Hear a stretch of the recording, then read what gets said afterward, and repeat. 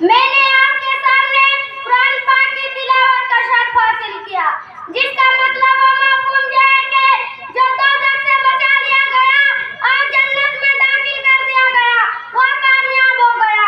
आज यह दुनिया की जिंदगी मताउल गुरूर है।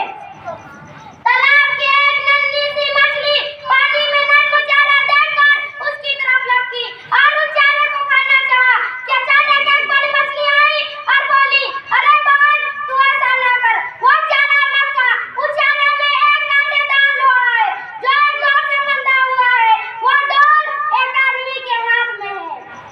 आदमी इस इंतजार में है कि तू इस चारे को खाए, कांटे तेरे हल्क में फंसे और डोर खींचकर तुझको पानी के बाहर निकाले और घर जाकर तुझको काट कर पकाए और 32 दांतों के बीच तुझको चबाए।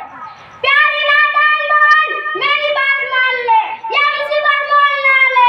छोटी मोटी ठहर गई, उसने तालाब में इधर उधर खूब चक्कर लगाया और सोचा, ना मुझको कांटा दिखाई दे रहा है, ना डोर, ना कोई आदमी, ना 32 दांत और ना तेल, ना कढ़ाई, ना ही आग। आखिर मैं तो बिल्कुल आजाद हूँ। ज़्यादा देर में कहां से कहां चली जाती हूँ।